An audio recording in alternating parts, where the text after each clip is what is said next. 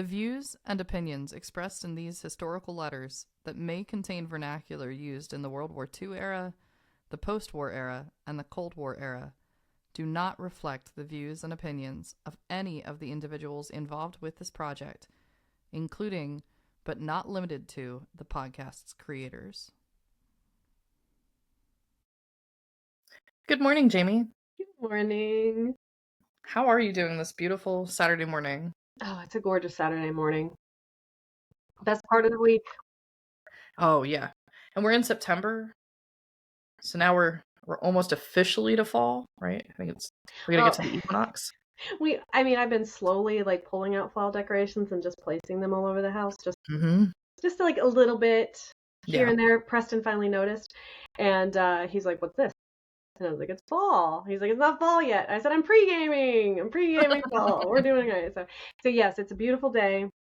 And this is a beautiful letter. I'm excited for this episode. Oh my goodness. But before we get into our letters, we do have some news. Yeah. Well, we have news about the news. Yeah. About the news. So we'd like to take a moment to thank the Ottumwa Courier, the staff there, and to the correspondent, Sarah. I'm going to go ahead and share screen, and I'll describe for our audio listeners what's here so that you can follow along here.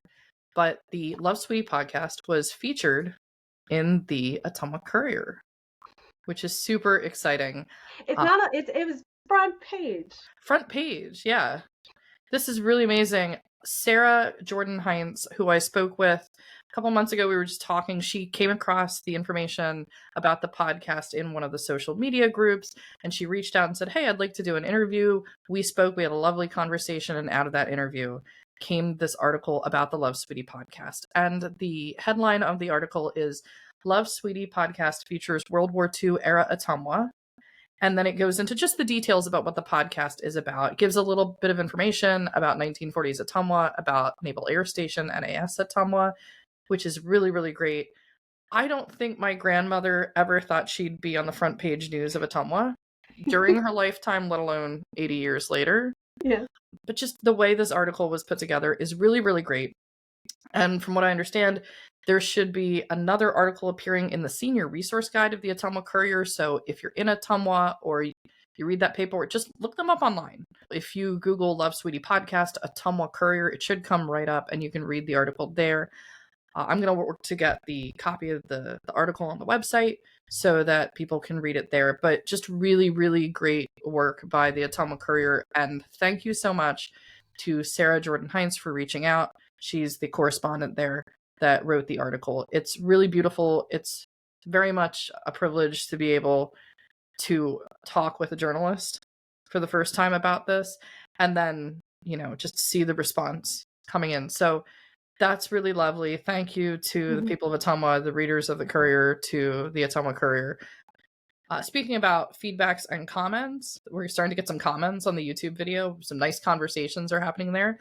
So if you have time, please like, share, and subscribe to the podcast. Also, drop a comment to the videos. Certainly, if you have comments that you'd like to bring up, I think we can build a really nice community of the listeners here and have this nice dialogue about what the 40s were like, what these areas were like at the time. I know one of the comments was about the snowflake potatoes that got mentioned in a previous episode. And this individual collects old cookbooks. So they were saying that they saw the recipe, and basically snowflake potatoes, we talked about this before, are mashed potatoes that have cream cheese and sour cream mixed in. Now I'm going to probably try that out. Yeah, I've made mashed potatoes with cream cheese in them. Oh, that's the official name from the 40s, snowflake potatoes. That's so cool, snowflake potatoes. Yeah. But I figured I'd bring it up just to say that's a great example of just a little further dialogue about things that are going on the YouTube channel. So, and definitely if you can leave a review if you're listening audio only on Apple Podcasts, on Spotify, on the other channels, we appreciate all of it. And we'll get into the letters for today. We have 2 letters for today, Jamie. Yes, and so just as a quick recap, Sweetie she has returned. She went to Philadelphia. She went out east and met Lou's family, her in-laws, for the first time, and had a lovely, lovely time doing things that, she had never, having all these new wonderful experiences. And now we are back. Yes. We are back in Ottumwa. Back in And business. oh my goodness. Mm-hmm. These are some, I'm gonna put it out there. It's a little spicy today. Yeah, it's gonna get a little spicy today. There's a little spicy. These are the types of letters that when I was first reading through the letters from the 40s, just trying to understand before the podcast was conceptualized, as I was reading through trying to understand my grandmother's life and wanting to go out to Ottumwa and see things, to really understand, these were some of the letters that I was like, okay, yeah, this is a story. This is really a story, and this led to it. So I guess without further ado, we'll jump into the first letter here. Both of the letters today are going to be from Sweetie herself. This is from March 29th of 1944. So we're getting into the spring of 44 here. March 29th, 1944. Dear Jeanne, I'm sure that you owe us a letter. I'm disappointed that we've not even had at least a card telling us where to send the letters. I refuse to write until we hear from you. However, at Mrs. Corey's request, I must write to say. And we're asking for letters again. Oh, yeah. Mm-hmm. It's the first thing. So we know Sweetie was in a tizzy trying to get ready for her trip. Mm-hmm. And I didn't see anything about, there was just a little bit of, hey, I need this. Can you guys? Now she's like, nope, I need my letters. Mm-hmm. Send my letters. Yep. 1 week she forgets her stationery. Now it's back to, okay. We know Sweetie's back in her normal Sweetie mindset. Betty has been seeing too much of one Marine, Major Davis, who is 29, and so smooth that he could touch honey and not get sticky. She meets him in town at noon and skips school any time she chooses to see him. She calls him up at any hour of the day or night, runs after him shamefully, and at the BOQ makes an ass of herself before God and everybody, and also makes an ass of her mom and dad in the process. Lou is very skeptical of the man's character and intentions, as I have been since I met him once very briefly. As you know, I've always been her chief confidant. She told me that she was saving her money to go to St. Louis on her vacation. She was working at the dime store to earn her train fare. One Saturday night, she asked if she might be allowed to leave an hour early since she had a date. They told her no, and she left anyway and lost her job. Now her mother has refused her money for train fare, thank God, and now she made up her mind that she'll go to Des Moines instead. I know this, that she had made arrangements, though they were tentative, to meet the Major in St. Louis and spend as much of her time as she could possibly spend with him. She even asked me the marriage laws of Missouri, and said if she could swing it, she would marry him secretly before she came home. She is as irresponsible as hell, and she shows no discretion whatsoever where he is concerned. She tried to make arrangements to meet him in Des Moines, and for some reason or other, that fell through. Probably because he decided not to go to Des Moines and have a 17-year-old kid hanging around his neck. And I can see where I couldn't blame him. Wow. Yeah. There's a lot going on here. I don't think I've ever seen Sweetie swear. Right. I think this is the first one, other than her typing swearing, where she just goes across the top of the typewriter. Click, click, click, click. Oh, so, yeah. And she's like, no, I'm going to use the word this time because this is how strongly he feels about this guy. Yep. And that phrase I love from the previous screen here. He could touch honey and not get sticky. Yep. Mm-hmm. That seems like somebody I would not trust. But I mean, and Lou doesn't think very much of him either. Yeah. Question mark, big question mark. But at the same time, earlier, very, very early in the podcast, we were talking about Laura listening to the radio, how there's this huge environment of women looking for the men to go get married. That in wartime, there's always a rush of marriages. So Betty's operating in this environment where constantly, and Sweetie herself has just gotten married after 4 months of being with someone. So there's this huge environment of, I'm going to go looking for husbands. It's interesting to see in the past 20 episodes at the beginning, Sweetie's going to college. She's chasing a guy. And then she's talking about how she's digging her pit and someone's going to fall in. And that person who fell in was Lou. Watch out, boys. She's looking. And then she gets married. But it's now that she is married, it's kind of changing a little bit where she's getting concerned, right, about someone who's younger who basically is in the same mindset, or at least a similar mindset that Sweetie was in 1941. She was graduating from high school, and she goes to Parsons College not for college because she's chasing Ed. And she wanted to make sure that Ed didn't get with one of the other girls. And then they were talking, this is in the early episodes, and I strongly encourage people to listen to those episodes, about how all the women were like, this person has the grocery store and this person has the car. And, it's that whole environment of looking for that future husband. But I do want to point out that, like, Sweetie, like, she realized that Ed wasn't good for her. Right. And she did some time, like, some soul searching with him. And obviously they weren't together. You know, she got married to Lou. Yeah. And Betty is obviously not showing any kind of common sense. And Sweetie can see that.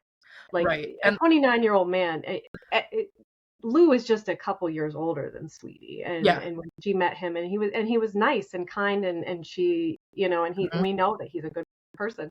This man does not sound like a good person at all. Not from our first impression that we're getting here. Now, the BOQ was mentioned, and that seems to be the officers' quarters. This individual's in the service. So there's just a lot of questions. And we know that also there was a previous episode, there was this whole, where's Betty? She's not in school when she's supposed to be in school. So to me, this is the escalation. There's also maybe something rebellious going on here, because she's trying to go to Missouri, to go to St. Louis. Hey, sweetie, can you let me know about the marriage laws of Missouri? Like, we're looking that far. So there's a lot of just in-depth planning here. Betty's very intent on doing something. We can tell. Yeah, but and she's not very smart, because she's confiding all this to Sweetie, like Sweetie's not going to run back and tell her mother. Right, Sweetie has this amazing relationship to Eleanor. Yeah. So she's going to get caught in the middle here. She says, Betty, I'm her confidant. And yet she has this huge relationship with Eleanor. So it's just a fascinating dynamic that's going on here, and how things have changed in the course of just 3 years, from 41 to 44, with the mindset is very interesting. She said that she was going to Des Moines, and I think she has already made some arrangements with her beloved Angus to meet her there, and that is something she must not do. She has told me of some of her escapades that she has ventured on since I've been married, and unable to hold her down under my thumb, such as going to a hotel room with some drunk cadet right here in town, thinking of it only as a smart and thrilling thing to do, and not being ashamed to tell it. I can picture you or me doing any such thing at our ages. Lou swears that Major Davis is enjoying privileges that he has no right to expect from Betty, and though I cannot think that she is that far gone, I'm beginning to be a little worried about it. She has said repeatedly that any man who does not try is either a sissy or an idiot, and from what little I've seen of the villain, he is neither. Yeah, so we get into this whole scene where things have clearly escalated from just skipping school. Hanging out with the cadets. Now, I think I can understand this. There's all these dances she's talking about. Things are going on at the base. We had the interview with Stephen Black at NAS Ottumwa. There's like 60 buildings out there and all these recreational facilities, right? So it's a scene at the base. There's a lot of girls that want to go and hang out and have a fun time and party with the cadets. You know, this is not a cadet. This is the officer. So the major. And then we've got Lou coming in here and saying, I'm not sure about this. And Betty's basically, you know, she's so enamored. She had a date that her job said, you know, you got to be at work. She was like, oh, well, leaves, work fires her. So she's really enamored with this individual. She's looking up the marriage laws of Missouri. And then we've got this whole scene where Major Davis here is saying, enjoying privileges he has no right to expect. And this last line, she has said repeatedly that any man who does not try, this is from Betty, is either a sissy or an idiot. Sweetie's just saying, I don't trust this. This individual is neither. So, you know, and Lou saying that he, you know, he knows these things. If this major is enjoying privileges, he's probably talking about it. And I'm sure that gets back to Lou. Yeah. I mean, and Mr. Corey works at the base. Well, right? No. He doesn't. So he's not at the base anymore. Right. He left on February the 15th of this year. So it's been over a month since Nelson Corey's no longer at the base. So maybe some of the only information they're getting is Lou. Yeah.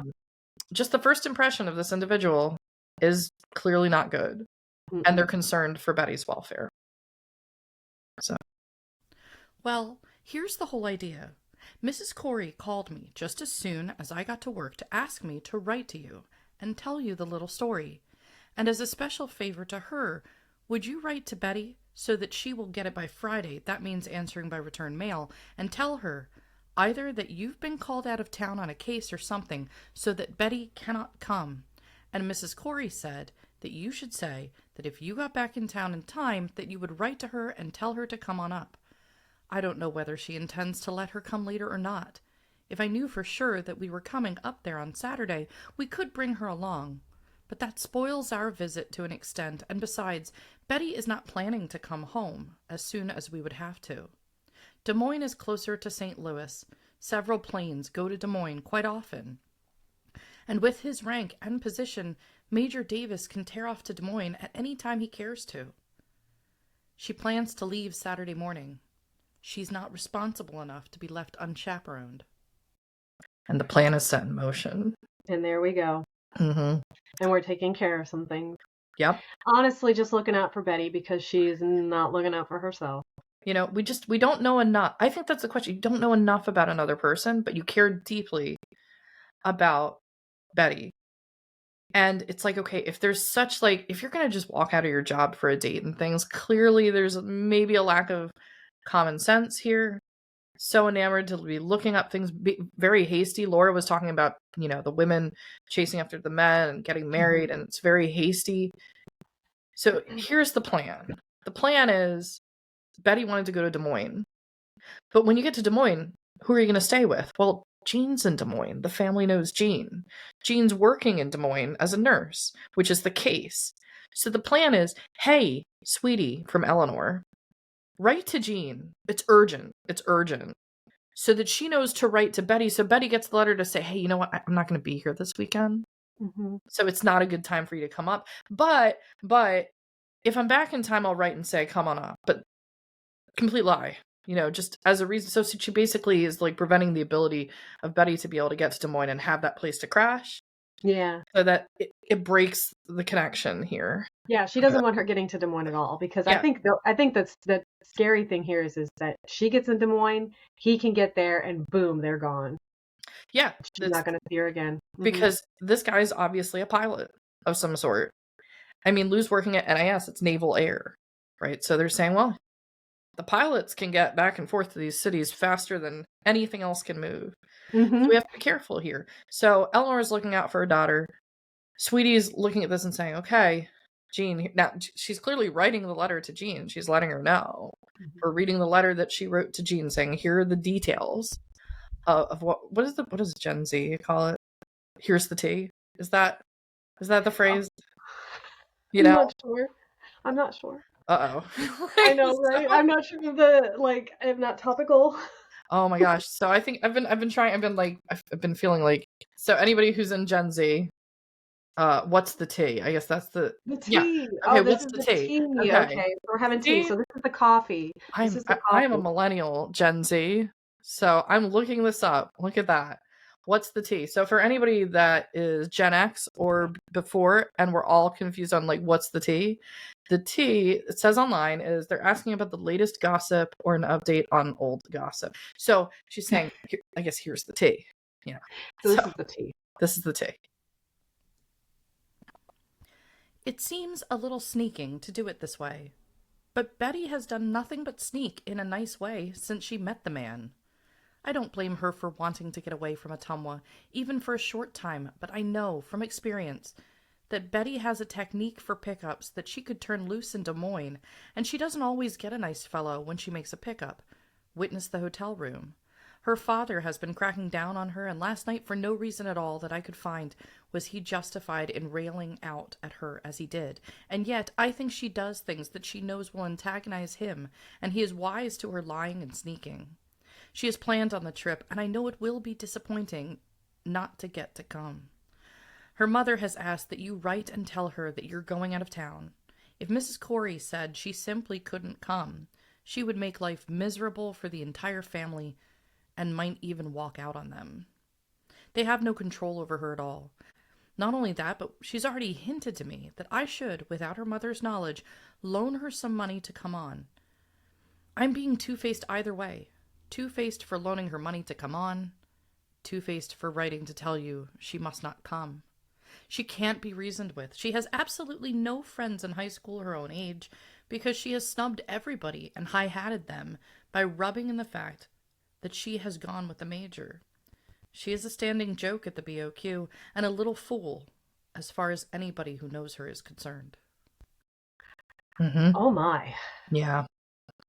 Yeah. Well, I mean, it's very typical for teenage girls Mm-hmm. to have these, have these phases. So I don't want to say it's normal, but this happens, where Right. you have it rebelling against your parents and wanting to leave and stuff. So, and I think Sweetie is trying to justify what they're doing right now. Yeah. She's like, this is what it feels like. She's just trying to justify like the effort that they're putting in trying to protect Betty. Yeah. And she mentions that Mr. Corey, he can tell, the parents know, just like Chester knew somehow about why Sweetie really was going to Parsons. Yeah. They know. And I think they're just trying to do the right thing here. They're not trying to shut her down completely, but the plan is like, okay, let's just make it so that she can't go, but we had nothing to do with it, and it just didn't happen.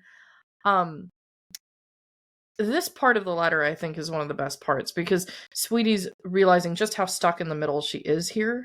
Yeah. But she also has to be the responsible adult. And she's realizing for one of the first times in her life, it's not just about her, right? So we've had it. Sweetie's looking for the husband. She's going through college. She's getting her job. She's looking out for other individuals, and she has been generous with other individuals in the past. And now she's starting to become that figure that other people look up to. Betty looks up to her, and she's trying to provide counsel and good guidance about what to do. And this is just a situation that has escalated at a point where you have a rebellious individual rebelling against their parents. And you also have this heightened environment of wartime, which, we can't understand like what that felt like to be in that generation in the middle of a world war where everything, I guess there was the sense of, I would have to imagine there was a sense of like, you're talking with a person and the next day might be their last. What if Major Davis, we're getting a lot of impressions here about Major Davis. Could be a pretty good guy and then goes off and serves. He could die in the war. Right? So there's all of that kind of also, expediency to things. You're just not sure of anything. All you can be sure of is Betty's 17 and she's in high school. Yeah. And maybe she should just focus on high school and living that high school life. Sweetie really like toes that, like she walks in between, like she's right in between where she remembers being young like that, remembers like, that time a few in her years life. ago. Yeah. And now she's like, I'm an adult. I'm married. I'm a wife. On the other side. I'm sure that she has thought about being a mother. I'm sure that that is something that they have that she's considered. These she's going on to the next stage of her life. So she's kind of in that in between place where she's really able to relate to Betty a lot more than her parents. As a consolation prize, I may take her to Lacona with us if we go there for Saturday and Sunday. Otherwise, she'll have to stay at home, and she'll be far better off there, I assure you. I can't help but have a guilty conscience in writing, and no doubt you'll think it is rather small to do it. But my old maidishness tells me that she does things that no 17-year-old ought to be allowed to do, and what's more, she doesn't have enough good common sense to know. You'll be doing Mrs. Corey a favor, and no doubt you'll be doing yourself one too. It would be nice to hear from you. Love, Sweetie. It makes me feel better that she's like back to like the what'd you say, pleading for letters? Yeah, right at the end. Like it makes I'm like, hey. Back. Gosh, she feels better now. I had secondhand anxiety from like her planning her trip. So, but yeah, wow. Yeah. Oh goodness. Who knows what's gonna happen there between Betty and this Major Davis, but things have escalated, that's clear, and what we can hope for is that just things work out in the end, but we don't get a resolution on this tale, so at least not right now. At least not right now. But we do Allison has found some little things that I'm just so very excited for her to share. Oh my gosh, yes. So I have found online, so I go hunting for things. And I love just like the synchronicity of this podcast. I love using that term, but it's really, things are meant to happen. Like, this podcast is going on, and I keep an eye out for interesting documents online that surface. I really look at eBay a lot of the time because there's some interesting, things. Estates get cleaned out, essentially what happens. And there's a lot of like estate sale guys that go in and they sort of bundle together information that they found that could be of historical interest to someone, and they sell it. So I keep an eye out for things. And a lot of the time, if you go on eBay and you're like, oh, that's an interesting thought, I wonder what's out there, it's a lot of old postcards, old little documents, pins, things from towns and cities. So I've been in the habit of just keeping an eye on things like NAS Ottumwa, and then sharing that information with the people at NAS Ottumwa. Oh, by the way, I should mention that one of the listeners who was commenting, I think they were commenting on the YouTube video, was so excited to hear the NAS Ottumwa interview. That really is great. Go back and listen to that bonus episode if you haven't. The episode where we interview the president of the Friends of NAS Ottumwa, Stephen Black. They've already listened to it twice. And I believe they mentioned that they have some things that they were looking to get over to the base to sort of fill in the story. So that's exactly, what I'm hoping is that people add to the historical stories so that we can better document from all these different perspectives what's going on. But I found some interesting documents, and I have them uploaded to the Love Sweetie podcast website. So I'm going to go ahead and share my screen here. And for our audio listeners, I'll describe where to go so that you can open this up and take a look at these items as well. All right. So if you go to the main page of the Love Sweetie podcast website, which is again www.lovesweetiepodcast.com, and I'll put that on the screen as well. And then if you go to Sweetie's scrapbook, there's 3 sections that appear on the Sweetie's scrapbook page, which is the letters, the family tree, timeline, and podcast glossary. That part has been updated. I'll probably be doing a video just about navigating that new section. But if you go to the photos section, and we've talked about this before, click on the photos section, either on the picture or on the link that's there, and then scroll down to the section that says miscellaneous photos of artifacts. So these are things that are not necessarily family heirlooms, unlike the other album that's here, but things that are related to the story and that are artifacts of the time.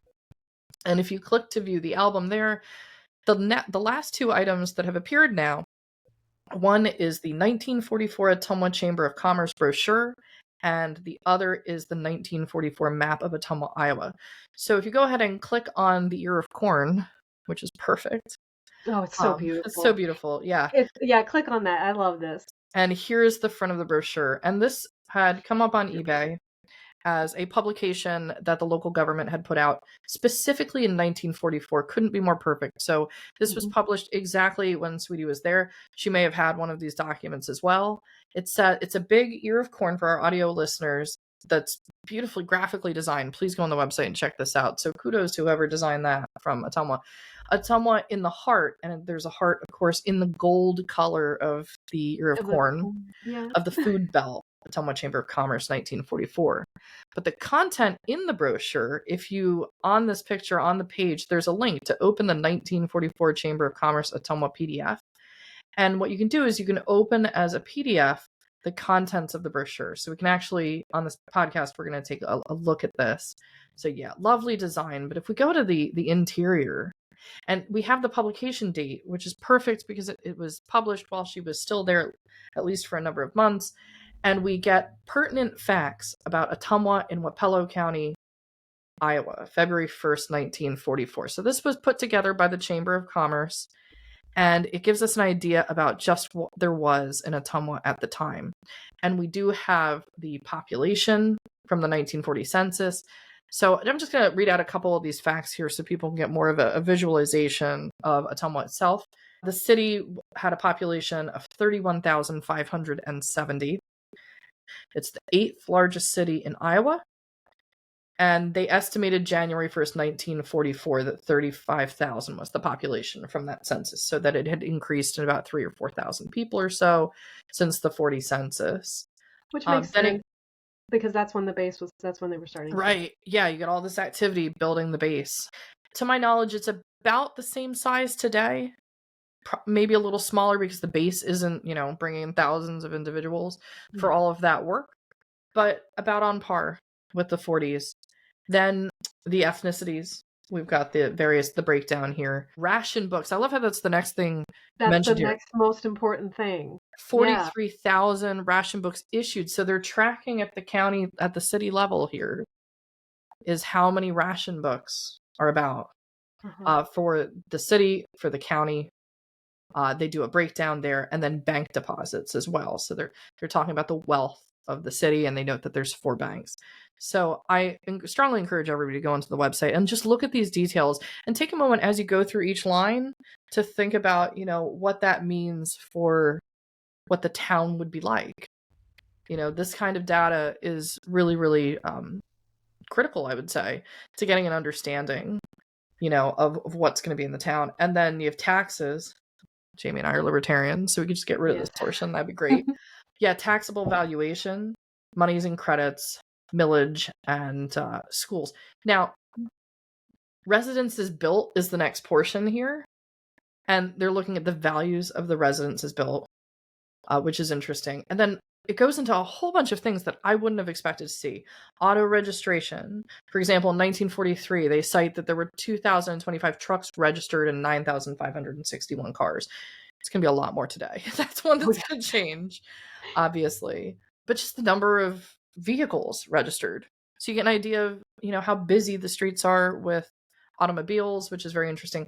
Electric light meters, electric power production, the gas mains, the gas meters, the telephones, water mains, water meters, number of families at 9,136, number of homeowners, 4,256. So a lot of apartments. It is a city, people living in apartments. And then it goes into just more and more details about the land area, NAS Ottumwa. There's a USO Service Men's Center, 4 railroads going through Ottumwa. So Sweetie just took her trip. I think she said they took the Burlington line. It says the Burlington, the Milwaukee, Rock Island. That's the one heading out towards the Quad Cities, and the Wabash. I hope I'm saying that right. People in Iowa, please correct me if I'm wrong. I think it would be Wabash. Wabash, okay. I think, but that's only because of when we had our interview with Stephen Black and we were talking. Did he say Wabash? He said Roof, and I was like, yes, I think I can speak Iowan. Like, I think, but yeah, there is, and and this gives some amazing information that you wouldn't expect to see. Like, you wouldn't expect to see this in other cities today, like putting out this kind of stuff. Yeah. They would just be something you could like go search online. It's always fascinating to me to think about like how we do things today and like how they would have done things back then. 40s. This is something they would have been like, let's go to the City of Commerce and see like what, if this has the things that we need. Because on the other page, it has like, if you scroll back up just a little bit. Yep. On the other page, King's Coach, okay. It talks about like the schools and the departments, and there's a country club. Yeah. It says the improved and natural. So this is something that hey, we need people to move here. Right. And here's something that you can request that we can send to you very easily. It's a very small little brochure that if you need, information that you need to know if you want to move here. Like, do you want to live here? Like, here's what we can offer. Here's the data, but here's also the entertainment, everything else going on. And for those listening to our audio, 3 hotels, 350 rooms, 3 hospitals, 250 beds. The newspaper, the Ottumwa Daily Courier. Shout out again to the Courier. Yeah. That's another thing. This is such a lovely like snapshot of the town when we're there. Like this is what we can. It's a cool little thing that we get to see. Like this is what it was like. Yeah. And I know I'm really sorry. I'm just super excited to get to the map. Oh yeah. We do have a map coming. So just the second page of the brochure, just go online, take a look at this, really digest the information. Please look at this PDF, all the manufacturing. There's a whole story that can be said here about what is and isn't still manufactured in the United States. Just in this portion of this brochure about what used to be. So we could go for a while about that subject. I won't right now, but I think everybody knows what I'm talking about. So something to look at. Did I just see egg pricing? Was there something about eggs in there? Okay, that's a distracting section, but it's very interesting. And then the officers. So, hey, kudos to these officers that put out this brochure. Whether or not they anticipate it be used in such a way, in the future, maybe a little bit. But we appreciate you. We appreciate all of the officers of the Chamber of Commerce for putting out this brochure back in February of 44. But the other item that we have that I know Jamie's so excited to look at is... excited. And I suspect this was tucked into the brochure and was handed out to people at the same time. And this was included in the sale that I got. And I have posted this also on the website, is the 1944 map of the city of Ottumwa. And this is just awesome to have the local map. That it really feels like it's just the walking guide, the thing that you'd pick up. So I'm going to go ahead and zoom in because it is a rather large map that's in various panels. I love that the title at the top of the map is Progressing with Ottumwa. Let me see if I can make this a little bigger. There we go. That's a little better. And I'm going to zoom in even further so we can look at this. So on the northern portion of the map, now what you need to understand about Ottumwa is there is a river running through the city. So there's a northern portion and a southern portion of the city. The map's called Progressing with Ottumwa. Right at the top of the map, we have a cemetery and the airport called out. So the expectation here is this is really like the edge of NAS Ottumwa. And so we can get sort of our bearings there a little bit with where the base is. Okay. The city limits are very clearly marked here on the map. And then sort of handwritten are all these locations, the college. And I'm working in, I would say, like the northeast quadrant of the map. For the audio listeners here, the Ottumwa Country Club, the Ottumwa Heights College is in the northeastern portion of the city. This is in the northern portion of the city above the river line. St. Joseph Hospital, so that was one of the hospitals. There's a lodge, a memorial park, and the Ottumwa Cemetery right there as we get a little closer to the center of town. And I'm just heading on the northern portion of the map, following the eastern side as I head southward into the city here. And we can see the streets getting even more dense. And then we see them get a lot more dense. It's pretty obvious where the downtown is here. Mm-hmm. And the high school athletic field is in like the center of one of the densest portions in the eastern side here. So we get to see, the high school athletic field. There were a lot of buildings around here, a lot of activity, I'm sure. And then we have this looks like one of the railroad lines running through. John Morrell and Company, you can see on this portion of the map below the high school. That's where it's interesting because you see all these buildings, and then you see like a location. This is clearly the plant. This is clearly the offices of Morrell. We're talking about the Morrell meat salesman. So there's yes. Mm-hmm. I remember. Yep. And so here, and you can see like, you can see the names a little bit, and then here's like a park. Yeah. Like roughly, did you figure out where Sweetie would have been? I did figure out where Sweetie would have been. Did you? So we can put Sweetie on the map, which is really exciting here. As we head more westward in the denser portion of the map into town on, I would say, the northern part of the river. And I love that there's community gardens as well. Mm-hmm. Here on one side of the armory. Yeah, it's a really large map. But the river that runs through Ottumwa is the Des Moines River. And you can see this big line that says Des Moines. As we look north of the river, and we'll say where the downtown here is so that people can see it. I'm just getting my bearings because I keep moving the river around. Here's City Hall. And it's above the municipal parking lot. Okay. So yeah, if you can spot City Hall right there. Really zoom in on these maps as you open it, because I tried to take the picture of it as in HD as possible, and we can still make out the text here. We can see City Hall. Oh yeah, you can definitely make out the text. Yeah. And if you look above to like up a little bit and to the left from City Hall, you see all these like Mechanic Street and things like that, and you see 5th Street over here. So 2nd Street, 3rd Street. This is like the downtown. The Hotel Ottumwa is in this vicinity. Sweetie is at, we know the quarries are on 4th Street and Holt. So if you look to the north, Sweetie's in this general vicinity. And I believe North Holt Street. We can see it coming up here. So Sweetie's over in this area. So she's relatively close to the downtown. So it's going to be a walk. Now, she had to walk into town because Lou said sometimes, when they had the run-in with the Shore Patrol, they didn't want to take the bus. They would just go and walk to the downtown. Yeah. This is how. You know, it's not that far, but it's enough where if you can catch the bus, you'd like to. Well, isn't that them walking downtown is how he got stopped by the shore patrol? Well, they got picked up by the Marine, the Army or the Marine guy in the car and got dropped off. Yeah, but they were gonna walk it, and it's probably some of these city blocks are longer city blocks.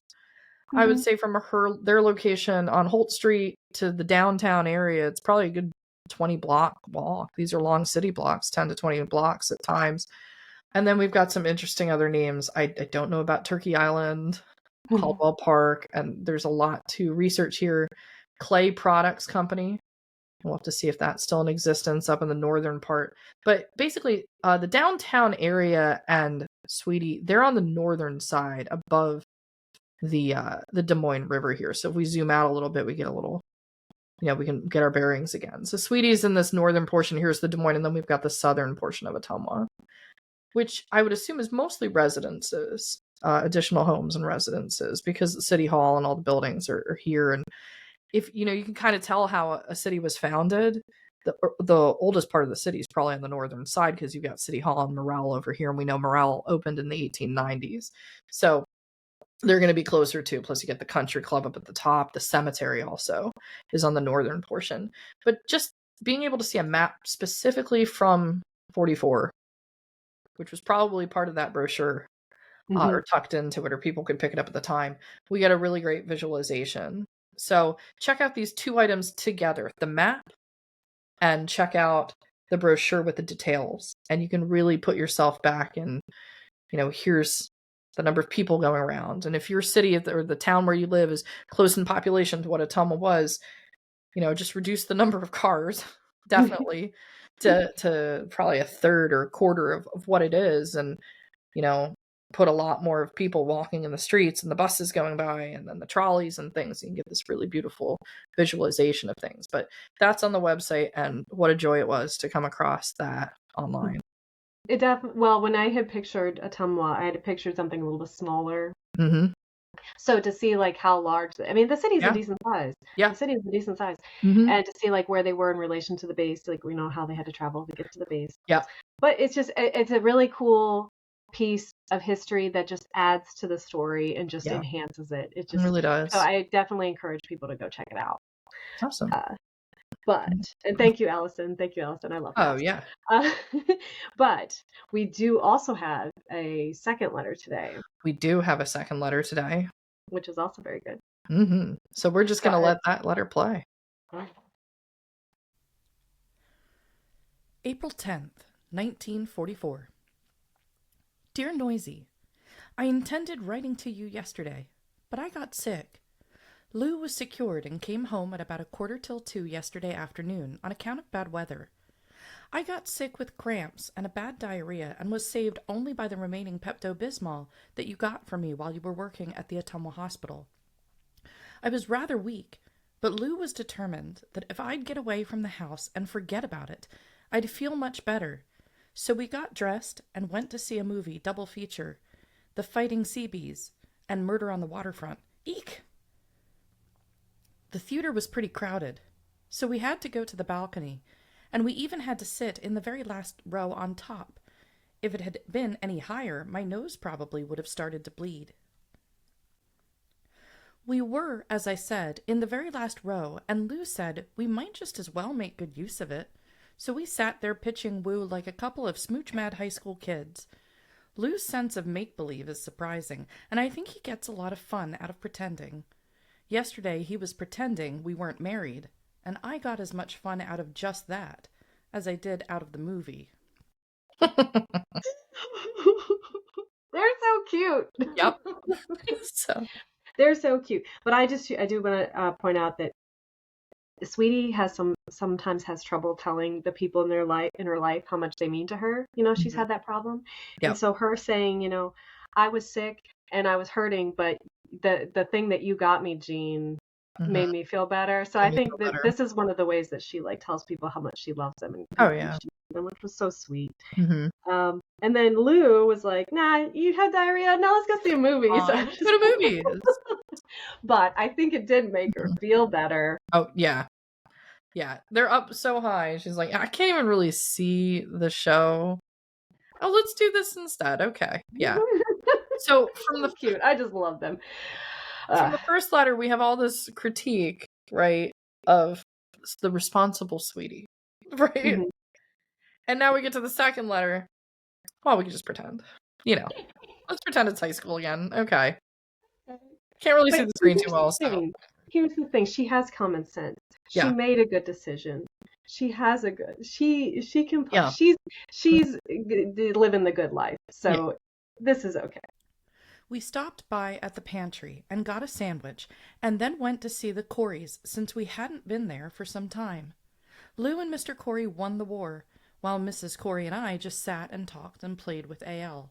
She, A.L., is getting to be just as rotten as Betty is about screaming at her mother and not minding, crying at the slightest provocation, and making a general nuisance of herself. We've not yet had any word from Margaret and Bill as to whether the pictures were any good. No proofs, no nothing. I realize that they're pretty busy, and the uncertainty of Bill's being called to service is something that is ever turning over their heads. But I am a little eager to see those pictures. We've never had any taken together, other than the wedding pictures, and I don't really have any good ones of Lou. And so, you see, we'd like to have them. I'll be so disappointed if they're not good, and I know Lou will too. I wish they could send us some soon. Maybe you could offer a little encouragement, suppose? So she seems to be waiting on some pictures from Margaret and Bill, but it's not clear which pictures these are. But I think it's of themselves. It seems to me like, I mean, maybe there was at some point in time they were visiting. Yeah. And they pulled out, people, Chester's got cameras and stuff. Yeah. So I'm assuming that they have some pictures that they took of them. But I do like how she's like, hey, sister Jeanne, can you write other sister? Nudge them in the right direction so we can stop thinking about this. Yeah. Mm-hmm. Tonight, Jan Garber plays at the Coliseum at a big dance. I think we're going to go, maybe, I hope. We went to the Louis Armstrong dance that was much too jitterbuggy for us, and I'm looking forward to this dance tonight. I don't know for sure whether Steve and Martha Ellen are coming or not. They said something about it when we saw them last, but Steve said he probably would call, and he never did, so I don't know the latest developments. We may go by ourselves, and then there is a possibility that we may go with Betty Corey and her major. At least, we're to look them up when we get there. I personally doubt if they go. I'll write more about that in the next letter. Yeah, I don't think we get the next letter here or if she writes about this, but she mentioned in the earlier letter chaperoning. We are to look them up when we get there. Okay, she's on a mission from Eleanor. She's checking, making sure. Mm-hmm. Yeah, just making sure things are okay here. Yeah. Saturday. As I got to town from work and started down the street to the cleaners to get my blue suit, I walked into two of my old sorority sisters, Joa Ellen Kilpatrick and Betty Warder. They were in town for Easter vacation and saw me and stopped to talk for a little while. Saturday was Lou's duty night, and so I invited them out to our house to see where we lived, to see a picture of Lou, and just to kill some time. Lou called me before they got there, and I told him of having met them and inviting them out. I said we might go to a show, and he immediately told me that he'd much prefer if they should suggest going to some night spot, like the town club or the boathouse. He'd much prefer my coming straight home. I had all I could do to keep from laughing in his face, but I teased him a little while, and then said that neither of the girls, to my knowledge, would be caught dead in such a place. His relief was quite noticeable, and he said that he didn't know anything about the other girls, naturally, but he did know that several of the sailors who frequented such places knew me, and they would probably ask me to dance, and he just would rather I didn't go. Can you feature that? I was rather surprised, but I might add quite pleased. They came at about 8 o'clock, and we just sat and talked until 10:30 when they left. I walked with them to the bus, and then went back home to bed. Lou called bright and early to find out what we'd done. He's either jealous or he doesn't trust me. Which is it? I did catch up on some of the local college gossip. I also found out that Bernadine and her husband are not getting along too well. They're stepping out on each other and are just about headed for the well-known bust-up. I guess we're lucky. Wow. Mm-hmm. Well, okay, so Lou definitely, he's a good husband. A little nervous. This is how I would like for things to be. And I think that she understands he cares about her. Yeah. He cares about her. And also, I mean, like, look at that. She caught up on some of the local tea. Yep. And she found out that Bernadine and her husband are stepping out on each other. Stepping out on each other. Yep. Mm-hmm. See, this is what happens when you don't have a good marriage. Yeah, it sounds like it's going rough there. But yeah. Mm-hmm. So she said, "What's the tea?" You're welcome, Gen Z. You know, and she's getting this information. And this whole time, Lou's in the background going, I hope they're not going out. I hope they're just sitting at home. Mm-hmm. I don't want anyone to risk anything. And she thought it was funny that he thought, oh, it's, yeah. But again, he's looking out for his wife. Yeah. Yeah. And she loves it. Mm-hmm. She said she was quite pleased. That made me very happy. Well, they have a good marriage. Obviously, much better than Bernadine. Yeah, something's going on there, but yeah. Last night, Lou set the clock and the alarm, and we went to bed. I was kind of weak, and he was just sleepy. The alarm went off this morning at 6:15. Instead of 5:15, he'd set it an hour late. He got up and had to dash out, practically dressing on the run, and without breakfast. He did catch the bus as it was turning the hill, and made it out at about 10 till 7. He has to be on duty at 7. He'd set the clock, and so it was his fault. But I was sorry to see him dash out without breakfast. He'll probably have a headache, and not even want to go to the dance tonight. I got a letter from Arlene Bamberg in Lamars, Iowa. She's been sick again and in bed for at least 2 weeks. I've been writing to her pretty often and sent her a couple of coronets to read. I do not know what to do to entertain sick people, but I do know that getting mail does lift a body's spirit some.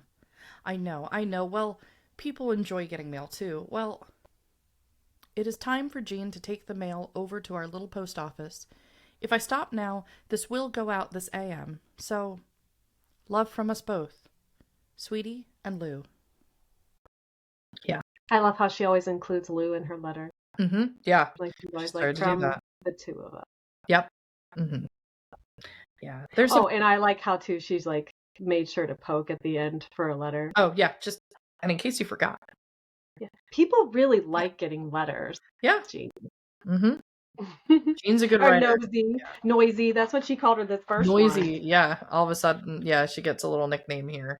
Probably from something in childhood, I would guess. But just a very interesting letter about the social life and what's going on. Yeah, it was definitely a very social letter. Very like, oh, this is what we're doing. Lou got up late, but it was his fault because he set the alarm. Haha. But I feel bad. Yeah. Yeah, it was just a very, like, this is a very, like, and we're settling into our married life. Yep. Which is really They're very social. They're very social people. Oh, yeah. But it's really interesting because this whole time, it just makes you forget. Like World War II is going on. At any moment, something could happen. And I hate to like bring it down with that, but it's just interesting because we're reading the story about Betty and then there's a dance and then, they're at the theater and it's like, oh, it's any other normal day, except it isn't. Right? There's still that big looming thing in the background and just question marks about what's going to happen. But yeah, like she was talking about with Margaret and Bill. Mm-hmm. Like they're living with that every day. Yeah. Yeah. Bill, something going on with the draft. Who knows? But at this time, it's pretty much life is normal, other than some rationing. Yeah, it's pretty much life is normal. So yeah. I hope she did get to the dance. We don't know if she did. These were some really, really good letters today. Really good. Yeah. This was a lovely. And yes, and I definitely encourage again for everybody to go to the website and check out the things that Allison finds, the maps of Ottumwa, the brochure. Mm-hmm. Definitely everything enhances the story. Oh yeah, definitely. Well, we'd like to thank everybody for listening to episode 21 of the Love Sweetie podcast. Again, please like, share, and subscribe if you're listening on YouTube. If you're listening in the other channels, please leave a review. Feel free to comment. We're starting to get these nice conversations. It's really great. And thank you to all of our listeners. And one final time, thank you to the Ottumwa Courier for the beautiful article. It's very much appreciated by the family.